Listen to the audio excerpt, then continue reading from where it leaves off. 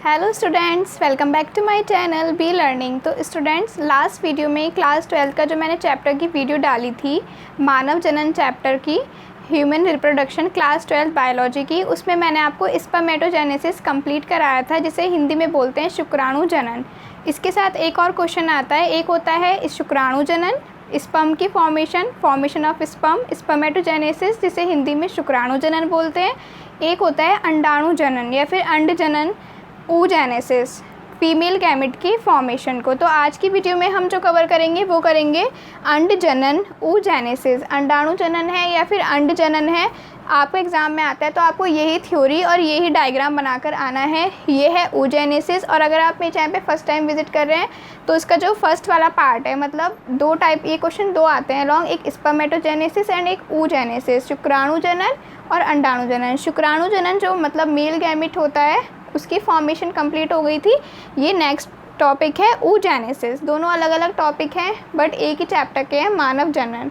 तो आप playlist check कर सकते हो और सभी वीडियोस की लिंक आपको डिस्क्रिप्शन बॉक्स में मिल जाएंगी। तो स्टार्ट करते हैं कि oogenesis होता क्या है। तो फीमेल्स में रिप्रोडक्टिव ऑर्गन पाए जाते हैं, मेल में भी पाए जाते हैं रिप्रोडक्टिव ऑर्गन एंड फीमेल में भी पाए जाते हैं, जिन्हें ओवरी कहते हैं।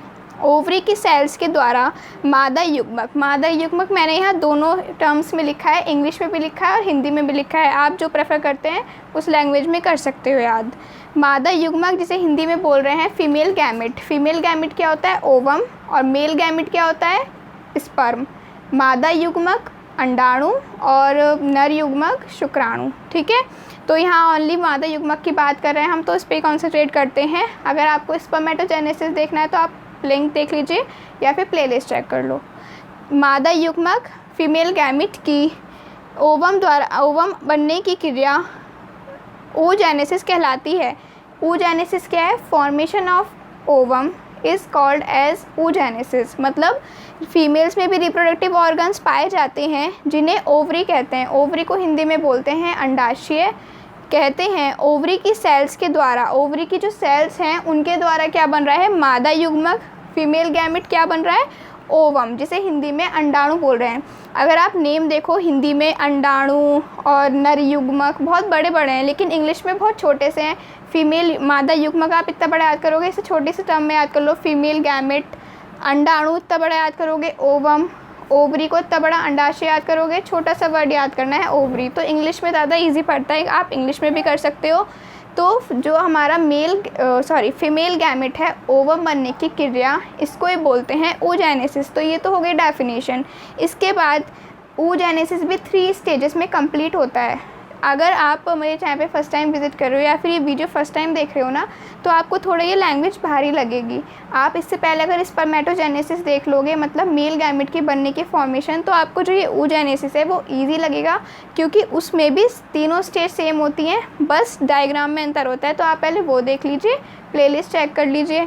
ठीक है, तो oogenesis की बनने की क्रिया में भी 3 स्टेप्स होते हैं। एक मल्टीप्लिकेशन स्टेज, गुणन अवस्था, ग्रोथ स्टेज, वृद्धि अवस्था, एंड थर्ड मैच्यूरेशन स्टेज, परिपक्व अवस्था। ठीक, तो पहले थ्योरी पढ़ लेते हैं। फर्स्ट है मल्टीप्लिकेशन स्टेज या फिर गुणन अवस्था। ओवरी में अनेक डेप्लॉइड सेल पाई जाती हैं। डेप्लॉइड और हैप्लॉइड क्या होता है? डेप्लॉइड को हम रिप्रेजेंट करते हैं 2n से। अगर ये 2 नहीं होगा तो कहलाएगा हैप्लॉइड, एक गुणित। अगर ये 2 लग गया तो ये कहलाएगा डेप्लॉइड, द्विगुणित। ओके, तो अनेक डेप्लॉइड सेल पाई जाती हैं। और ये चीज़ पे आपको बहुत याद रखनी है कि जो ओवरी में सेल्स पाई जा रही हैं वो कैसी हैं, हैप्लॉइड हैं या फिर डेप्लॉइड हैं। तो डेप्लॉइड मतलब 2n है, द्विगुणित है, पाई जाती हैं, जिन्हें oogonia या फिर हिंदी में अंडाणु जन कहते हैं। मतलब जो ओवरी होती है उसमें क्या है, अनेक डेप्लॉइड सेल्स पाई जाती हैं, जिन्हें हम oogonia अंडाणुजन कहते हैं।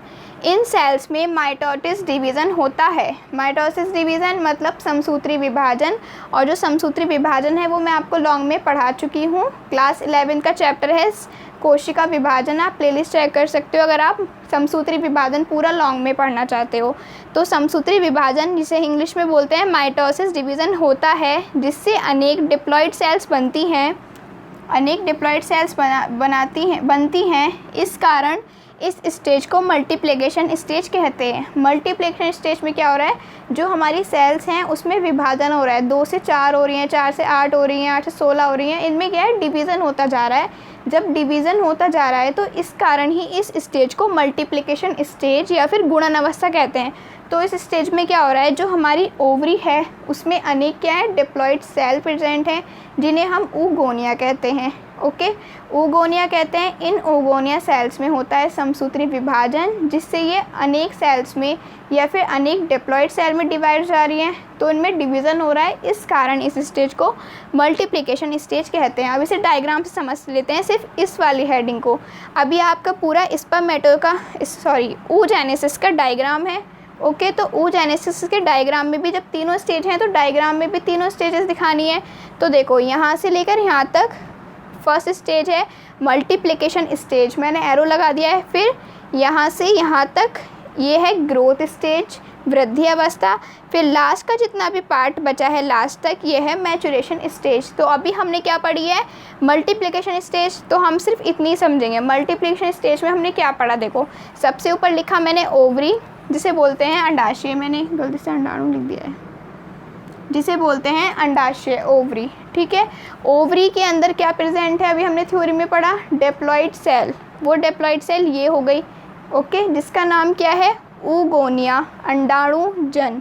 यही सेम थ्योरी में लिखा था। देखो ओवरी में अनेक क्या है डिप्लॉइड सेल, डिप्लॉइड के लिए 2n लिखा हुआ है, जिसे हमने क्या बोला है oogonia। oogonia के अंदर हुआ माइटोसिस डिवीज़न, समसूत्री विभाजन, जिससे 2 डिप्लॉइड सेल्स बनी। इनके अंदर भी 2n है, 2n है मतलब ये क्या है डिप्लॉइड। तो मल्टीप्लिकेशन स्टेज इसलिए ही कहा क्योंकि इसमें डिवीज़न के बाद जो सेल्स हैं वो विभाजित हो गई। तो ये हो गई आपकी मल्टीप्लिकेशन स्टेज कंप्लीट।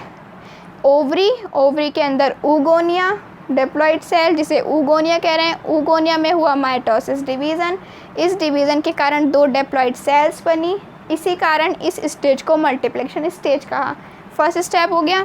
अब आते हैं सेकंड स्टेप पे, ग्रोथ स्टेज, वृद्धि अवस्था। इसमें क्या हो रहा है, oogonia सेल्स, oogonia का है वो जो ऊपर है, ठीक है। oogonia सेल्स अपने चारों ओर प्रोटीन तथा पोषक पदार्थ को अपने चारों ओर कलेक्ट कर लेती है, जिससे इसके आकार में वृद्धि होती है। इस कारण इस स्टेज को ग्रोथ स्टेज कहते हैं। इस स्टेज में बनने वाली सेल को प्राइमरी oocyte कहा जाता है। ठीक है, प्राइमरी oocyte कहा जाता है। अब क्या हुआ, इस ग्रोथ स्टेज में आपको कुछ याद नहीं रखना है। ग्रोथ स्टेज में बस आपको ये याद रखना है कि जो हमारी oogonia सेल्स बनी है ये भी oogonia है, डिवीज़न के बाद भी oogonia ही है। ये oogonia क्या करती हैं, अपने चारों ओर बहुत सारा क्या है फैट इकट्ठा कर लेती हैं, प्रोटीन पोषक पदार्थ अपने चारों ओर कलेक्ट कर लेती हैं, जिस कारण क्या है इनका साइज़ बहुत ज़्यादा आकार बढ़ जाता है। इसी कारण जब इनका साइज़ बढ़ रहा है इसलिए ही क्या है इस स्टेज को हमने ग्रोथ स्टेज कहा, वृद्धि अवस्था। तो अब हमारी इस वाले स्टेप में आप देखो और एग्ज़ाम में जब आप ग्रोथ स्टेज वाला डायग्राम बनाओगे तो इस वाली जो सेल है ना इसको थोड़ा लार्ज बनाना है। क्यों, क्योंकि इसमें आकार में वृद्धि हो रही है और वैसे भी एक ग्रोथ स्टेज है। तो इन 2 सेल्स के कंपैरिजन में हमने इस वाली सेल का जो साइज़ था वो लार्ज बनाया। और ये डॉट डॉट क्या रिप्रेजेंट कर रहे हैं, इसके अंदर मैंने रेड कलर से डॉट डॉट कर रहे हैं, ये रिप्रेजेंट कर रहे हैं प्रोटीन और अन्य पोषक पदार्थों को जो सेल ने अपने चारों ओर कलेक्ट कर लिए हैं। ठीक है, और जो ग्रोथ स्टेज में सेल बन रही है, बड़ी वाली लार्ज सेल जो बन रही है उसे हम बोलते हैं प्राइमरी oocyte। प्राइमरी को देखो, प्राइमरी एक होता है प्राइमरी को हम रिप्रेजेंट करते हैं ऐसे, और सेकेंडरी को हम रिप्रेजेंट करते हैं ऐसे। तो हम एग्ज़ाम में ऐसे भी लिख कर आ सकते हैं, आप पूरा भी लिख कर आ सकते हो। ठीक है, तो क्या बना, हमारे जो लार्ज वाली सेल है उसे क्या बोल रहे हैं, प्राइमरी oocyte। तो इसके आगे एरो लगा के लिख दिया हमने primary oocyte। Growth stage complete हो गई। नेक्स्ट स्टेप पे आते हैं, मैचुरेशन स्टेज, परिपक्व अवस्था। मतलब जब जो सेल है हमारी प्राइमरी oocyte वो पूरी तरह से परिपक्व या फिर मैच्योर हो गई है। तो उसमें पढ़ते हैं क्या लिखा है, प्राइमरी oocyte ये वाली में मियोसिस डिवीज़न, ध्यान दोगे ऊपर था माइटोसिस समसूत्री विभाजन, नीचे है मियोसिस डिवीज़न जिसे बोलते हैं अर्धसूत्री विभाजन। डिवीज़न होता है जिससे secondary oocyte and first polar body बनती है। जो आपका स्पर्मेटोजेनेसिस है और oogenesis है, सबकी थ्योरी सेम है, बस जो हमारा oogenesis है उसमें एक चीज़ अलग है, ये है वो है पोलर बॉडी। स्पर्मेटोजेनेसिस में कोई पोलर बॉडी नहीं बनती, oogenesis में पोलर बॉडी बनती है, सिर्फ यही डिफरेंस है दोनों में। oocyte and first polar body बनती है। इस प्रकार सेकेंडरी oocyte ओवम की फॉर्मेशन करता है। वहाँ पर क्या हो रहा था, स्पर्मेटोजेनेसिस में लास्ट में हमारा स्पर्मेटिड बन रहा था, स्पर्मेटिड ही आगे चलकर स्पर्म मेल गैमेट की फॉर्मेशन कर रहा था। यहाँ पे सेकेंडरी oocyte जो लास्ट में बन रहा है, ये आगे चलकर ओवम की फॉर्मेशन कर रहा है। ठीक है, अभी आपको डायग्राम से और अच्छे से समझा देती हूँ। नेक्स्ट स्टेप हमारा लास्ट बचा मैचुरेशन स्टेज। मैचुरेशन स्टेज में क्या हुआ है, प्राइमरी oocyte में हुआ मेयोसिस डिवीज़न, अर्धसूत्री विभाजन, जिससे एक तो बनेगी सेकेंडरी। थ्योरी में क्या लिखा है, प्राइमरी oocyte में मेयोसिस डिवीज़न हुआ जिससे सेकेंडरी oocyte, ठीक है, और फर्स्ट पोलर बॉडी बनती है। तो जब आप इसके बाद 2 एरो लगाओगे तो इसमें फर्स्ट पोलर बॉडी को आपको थोड़ा डिफरेंस दिखाने के लिए इसमें लाइनिंग कर देनी है। और एक चीज़ ध्यान दो, ऊपर डेप्लॉइड थी मतलब द्विगुणित थी, यहाँ पे 2n लिखा है, यहाँ n क्यों लिखा है, क्योंकि यहाँ अर्धसूत्री विभाजन हुआ है। अर्धसूत्री विभाजन में जब होता है तो जो सेल की संख्या है वो हाफ रह जाती है। जैसे ऊपर 2n था तो जब नीचे डिवीज़न हुआ कौन सा, मियोसिस, अर्धसूत्री, तो जो संख्या थी सेल की वो हैप्लॉइड हो गई, n और n। ठीक, तो ये हो गई फर्स्ट पोलर बॉडी जिसे हमने रिप्रेजेंट किया है अलग से लाइनिंग में, और इसमें डॉट डॉट बनाया है हमने सेकेंडरी oocyte में। अब आगे देखो क्या हुआ, आगे चलकर जो हमारा सेकेंडरी oocyte है उसने तो बना दिया ओवम, ये बन गया हमारा ओवम। ओवम ही तो बनाना था हमें, मेल फीमेल गैमेट। जब हम प्रोसेस ही पढ़ रहे हैं फीमेल गैमेट की oogenesis, तो लास्ट प्रोसेस में हमें क्या मिल गया, ओवम, और जो पोलर बॉडी थी उसके बाद सेकंड पोलर बॉडी की फॉर्मेशन हुई। तो 2 पोलर बॉडी बनती हैं, एक फर्स्ट पोलर बॉडी ये रही, फिर एक सेकंड पोलर बॉडी ये रही। तो ये थी आपकी पूरी oogenesis की प्रोसेस। अब मैं पूरा एक बार डायग्राम से एक्सप्लेन कर देती हूँ। पूरी जो थ्योरी है ना वो आपको पूरी डायग्राम से ही याद हो जाएगी, और दोनों डायग्राम सेम है बिल्कुल, बस यहाँ से ना इसमें फर्स्ट पोलर बॉडी और सेकंड पोलर बॉडी आ रहा है oogenesis में। अगर आपने स्पर्मेटोजेनेसिस पहले पढ़ रखा है तो आपको डिफरेंस समझ आ रहा होगा कि वहाँ पोलर बॉडी नहीं बन रही थी, ओनली फीमेल्स में बनती है। तो सबसे पहले थ्योरी में क्या है, आपको याद रखना है कि मल्टीप्लिकेशन स्टेज कहाँ तक है, ग्रोथ स्टेज कहाँ तक है, मैचुरेशन स्टेज कहाँ तक है। तो अब डायग्राम से समझ लेते हैं। फीमेल की ओवरी, ठीक है, ओवरी में प्रेजेंट है डेप्लॉइड 2n सेल जिसका नाम है oogonia। oogonia में हुआ माइटोसिस डिवीज़न जिससे 2 डेप्लॉइड सेल्स बनी। यहाँ तक की स्टेज कहला रही है मल्टीप्लिकेशन स्टेज। फिर क्या हुआ, जो ये डेप्लॉइड सेल्स हैं oogonia, इन्होंने अपने आकार में वृद्धि कर ली। क्यों, क्योंकि इन्होंने अपने चारों तरफ बहुत सारा प्रोटीन, पोषक पदार्थ कलेक्ट कर लिया और बना दिया प्राइमरी oocyte।